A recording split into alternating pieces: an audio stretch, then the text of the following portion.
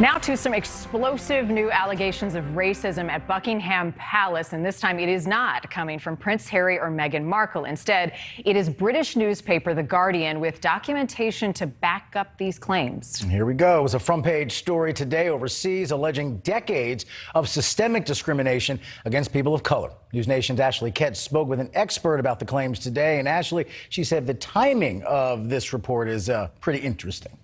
Well, today's front page report came out at the same time, Robin Marnie, as the Queen's Jubilee was announced for next year. 4 days of festivities to celebrate her upcoming 95th birthday and more than 70 years on the throne, an unprecedented milestone for any British monarch.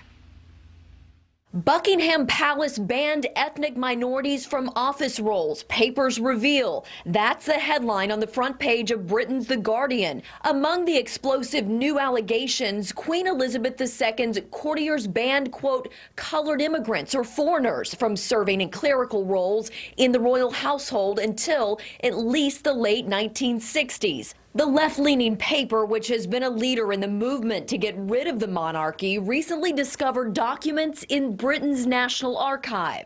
According to The Guardian, the documents reveal how in 1968, the Queen's chief financial manager informed civil servants that it was not, in fact, the practice to appoint colored immigrants or foreigners to clerical roles in the royal household, although they were permitted to work as domestic servants. So they were considered by Buckingham Palace and they were employed by Buckingham Palace.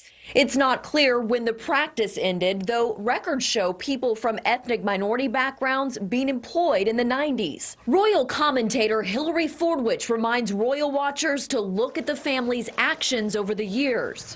What I'm hoping is, and I think most people would hope, is that the deeds and the actions of the royal family that are very supportive of Commonwealth countries, of those that are underprivileged, of those of any race or any creed, will be taken with more seriousness as to their substance than any of these sort of flimsy allegations.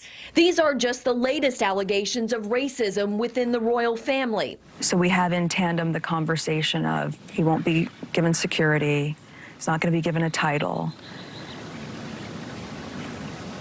and also concerns and conversations about how dark his skin might be when he's born. That was Meghan Markle in March. In a bombshell one-on-one interview, the Duchess revealed to Oprah she faced racist attitudes from the royal family. Can you just let me know, is the royal family a racist family, sir?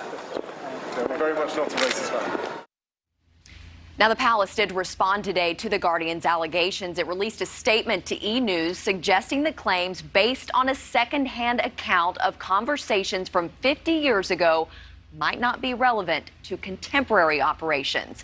And in other royal news today, the palace announced that Queen Elizabeth will meet with President Joe Biden and First Lady Jill Biden during their visit to the UK later this month. Guys.